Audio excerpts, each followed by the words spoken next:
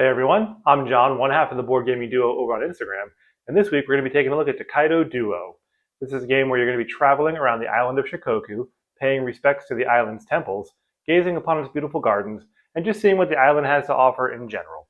But before we get into any more details, let's head on over to the table and see how to play a game of Tokaido Duo. Alright, here we are set up for a game of Tokaido Duo. So we've got the main board out here. There's 8 boutique tokens that are placed all around the board, and those are dealt out randomly. There's 3 wave tokens. These are double-sided, so you just pick a side and place them down on the board here. We have the Hot Springs token over here, which we'll talk about a little bit later on as we talk about some of the actions you'll be taking. Each player has 3 player boards. So there's the Pilgrim, and each of these boards has a corresponding token. So there's the Pilgrim board, which has these markers that both start at the 1 space, and then the Pilgrim token itself. Each player has a starting space called out on the board to place it on. There's the merchant board, which is completely empty to start with, and the merchant has his own corresponding token, which is also called out on the board. And then the painter, which has these painting tiles, and you're going to see they're all face down where the paintbrush is the side that you're looking at. And those are randomly dealt out onto the player board as well. And then your painter token is going to go on the map where the little paintbrush is. So both players are going to be set up the same. The other player has the same type of a setup, just on the opposite side of the board. We've also got our gold slabs over here that we'll be using throughout the game, and then we've got some coins that are valued at 1 and 5. Those are set off to the side. We've got our bag full of random wear tokens, so you're just going to take all those tokens and drop them in the bag. And then we've got our 3 dice, which we'll be using pretty much every single round to determine which actions we're taking and how far you're going to be moving your pieces around the board. After the first player rolls the dice, they're going to pick one to take. They're going to move their corresponding piece the number of spaces on the die. The second player is going to choose a die to take, do the same thing. The first player is going to get the remaining die, and they're going to move their piece on the board as well. After that, the second player will get to be the first player in the following round. They'll roll the dice, and you'll keep going back and forth that way, taking turns, until one of the endgame triggers is met. Each piece on the board has its own way of moving around the board, depending on which die you take. And you do have to be able to fully move your piece, which I'll explain in a moment. So for this die, if I were to move my Pilgrim 1 space, the Pilgrim is always going to move clockwise around the board, and it's going to follow this outer gray line where all these different locations are. So I would be able to move my Pilgrim 1 space, and each of these spaces has a different ability. So this first one is going to let me increase my garden track. So I'm going to take this token here, move it up, and that would be the end of my Pilgrim's movement. Some of the other spaces that you'll see on here, if I were to move on to the spring track, I would get to take the spring token. And no matter where this is, you get to take it. So if it's on the board, you're going to take it from the board. If another player has it, you're going to take it from them. And then on your next turn, so you can't use it the turn that you get it, but on your next turn, you can spend this die by placing it back on the player board. And it'll let you trigger a die a second time. So whichever die you choose for that turn, you would use your hot spring and you would do that action again. The next spot our Pilgrim can interact with is the coastal town. So if your Pilgrim were to land on any of the coastal towns around the board, you're going to gain the dollar amount that's shown on the boutique there. So in this case, I would gain 3 coins, and those are going to go off to the side. This next space here is the temple, and just like the garden, you're going to be able to move up on the temple track, which is going to increase your points at the end of the game. And the last space that our Pilgrim can interact with is the wave bonuses. So when you land on this space, you get to take a wave bonus from wherever it is, whether it's on the board or if another player has it. And these are going to give you some extra abilities for how these pawns will interact on the board. There's one for each type of character here. So we have one for the Pilgrim, one for the merchant, and one for the painter. So if I were to land on this space, I can take the one for any of them, but in this case, I'll take the Pilgrims. And now anytime I move the Pilgrim, he can move 1 additional space of what the die shows. The next one of these that we'll look at is going to be the merchant. So the merchant has to be able to move the full amount on the die, so 3 spaces. And a couple additional rules with the merchant is you can have a shared space on the mountain towns with the merchant, so this would be perfectly fine.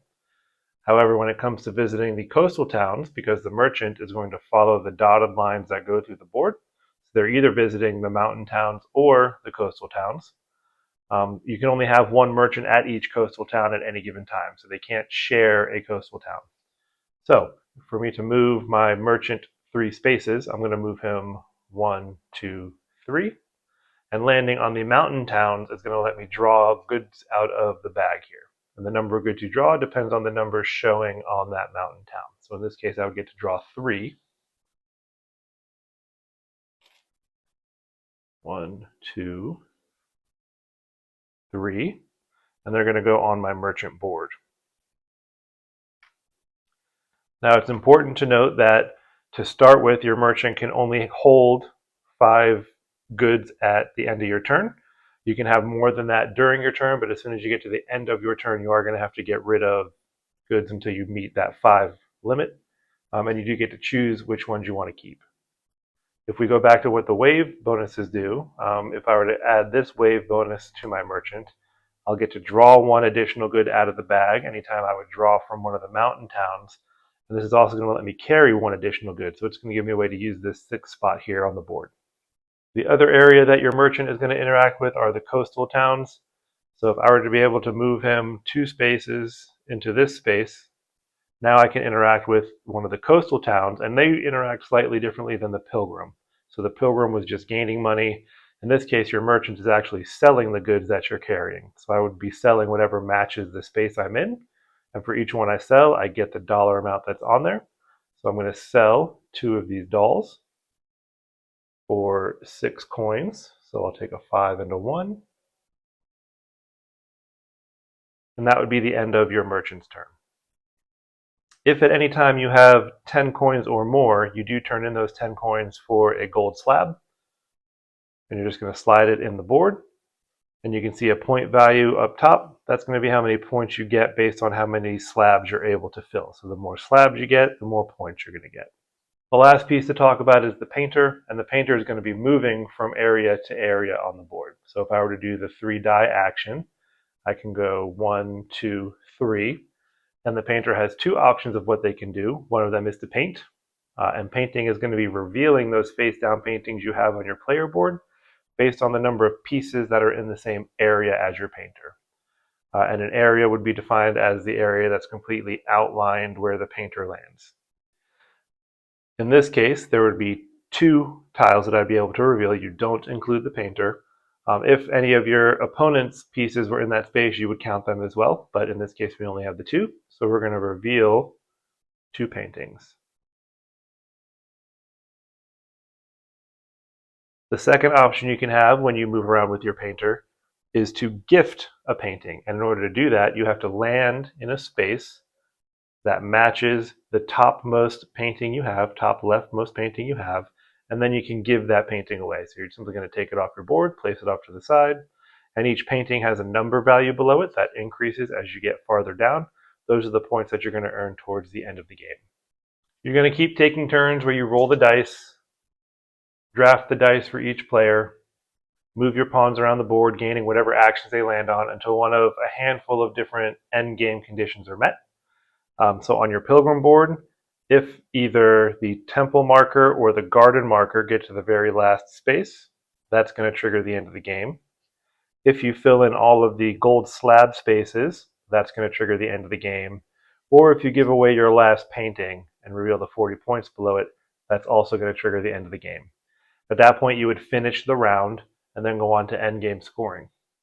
If we look at the green player's board, this is an example of what could cause the end of the game to trigger. So they were able to give away all of their paintings.